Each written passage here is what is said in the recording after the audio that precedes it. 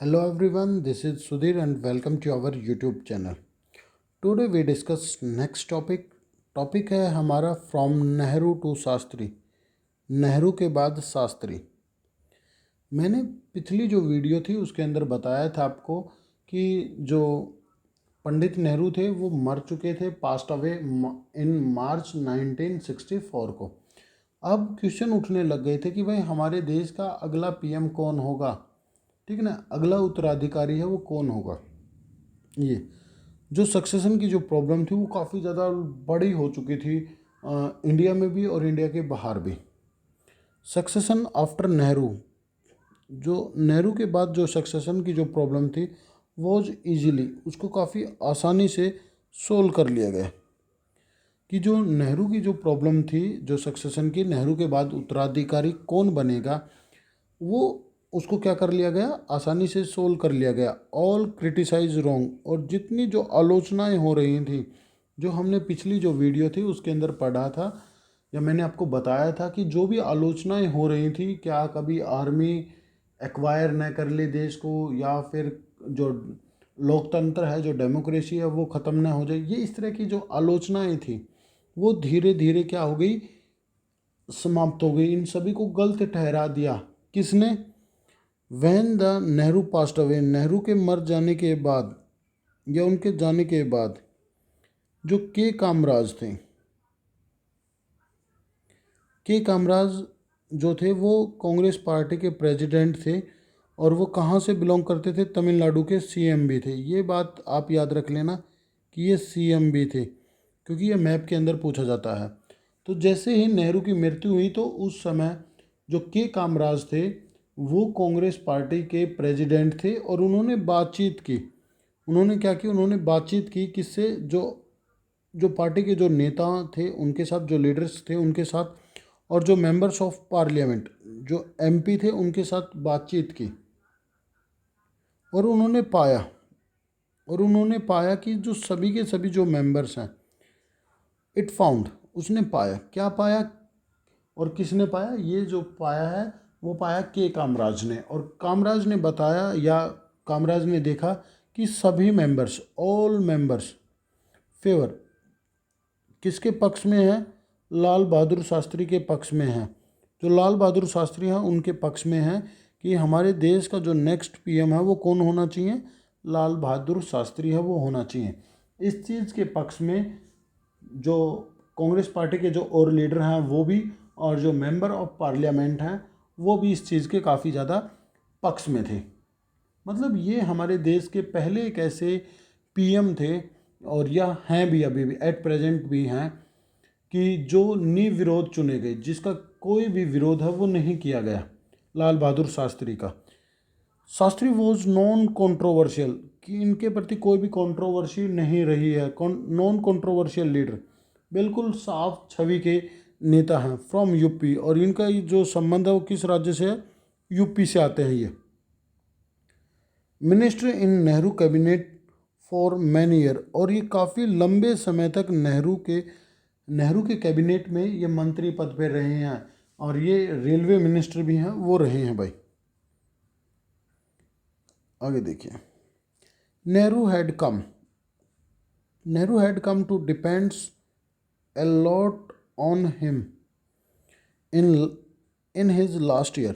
जब नेहरू बीमार थे तो नेहरू आखिरी के कुछ सालों में शास्त्री के ऊपर ही डिपेंडेंट होते थे। जब नेहरू बीमार थे, जब वो संसद में नहीं आ पाते थे, पार्लियामेंट में नहीं जा पाते थे, तो वो सारा का सारा जो चीज़ें थे संभालते थे, तो वो पूर्ण रूप से डिपेंडेंट हो गए थे लाल बहादुर शास्त्री के ऊपर। और ये जो शास्त्री जी थे वो जाने जाते थे अपनी सिंपल सिटी के लिए, जो साधारणता है उसके लिए जाने जाते थे, काफ़ी साधारण व्यक्ति थे, सिंपल सिटी के लिए प्रसिद्ध थे। और कमिटेड टू प्रिंसिपल, अपने निष्ठ सिद्धांत के लिए भी जाने जाते थे। जो चीज़ ये सोच लेते थे उस चीज़ को ये करते थे। तो ये अपने जो सिंपल सिटी है और जो निष्ठ प्रिंसिपल हैं, जो सिद्धांत हैं, उनके लिए ये काफ़ी फेमस थे या जाने जाते थे। In earlier he had resign, और इन्होंने रिजाइन कर दिया था एक बार, ठीक है ना। और रिजाइन कब किया था, 1956 में किया था भाई। From the position of railway minister. मैंने अभी अभी बताया था कि ये रेलवे मिनिस्टर भी थे और इन्होंने रेलवे मिनिस्टर से अपना जो इस्तीफ़ा है वो दे दिया था भाई। क्यों दे दिया था? अभी इसके भी कुछ न कुछ कारण थे। क्या कारण था? Accepting more responsibilities for a major railway accident. और इन जब ये रेलवे मिनिस्टर थे तो इनके शासनकाल में इनके टाइम पीरियड पे एक मेजर रेल एक्सीडेंट है वो हुआ था। क्या हुआ था? एक मेजर रेल एक्सीडेंट है वो हुआ था। तो अपनी मोरल वैल्यू समझते हुए, मोरल ड्यूटी समझते हुए इन्होंने क्या किया था? रिज़ाइन है वो दे दिया था इस चीज़ से। It was PM during 1964 to 1966। 1964 से लेकर 1966 तक ये हमारे देश के पीएम रहे और ये सेकंड पीएम थे। और इनके शासनकाल में इसी समय पे दो मेजर प्रॉब्लम्स हैं वो हमें फेस करनी पड़ी। दो प्रमुख चुनौतियां थी या जो समस्याएं थी उनको हमने फेस करना पड़ा। और वो कौन कौन सी थी? एक तो थी after the China war. China war के बाद 1962 में चाइना वॉर हुआ था। India was still recovering his economics condition. Bharat अपनी जो इकोनॉमिक्स जो कंडीशन है उसको रिकवर कर रहा था। धीरे धीरे अपनी जो आर्थिक जो स्थिति थी उसमें सुधार कर रहा था। और इसके साथ में ही क्या हो गया? Also effect failed monsoon. जो मॉनसून है वो फेल्ड हो गया। मॉनसून टाइम टू टाइम नहीं था। ड्रोट की समस्या बनी और सीरियस फूड क्राइसिस और खाद्य जो संकट हैं उसकी समस्याओं का सामना करना पड़ा हमें इसके शासनकाल में। नेक्स्ट जो प्रॉब्लम आई वो आई 1965 में इंडो पाक वॉर। ठीक है ना? इंडो पाक वॉर जो प्रॉब्लम है वो निकल के सामने आई कि पाकिस्तान ने भारत के ऊपर अटैक है वो कर दिया था 1965 में। और इसी समय पे जो शास्त्री हैं, यहाँ पे आप देख सकते हो एक फिल्म भी आई थी द ताशकंद फाइल। ठीक है ना? The Tashkent file in 1965 war, ये एक फ़िल्म आई थी। इस फिल्म को आपको टाइम मिले तो कभी देखना। ये पूरी की पूरी 1965 का जो वॉर था उसके बारे में दिखाया गया है और नेहरू की जो डेथ है वो कैसे हुई थी इन सभी चीज़ों के बारे में आपको बताया गया है।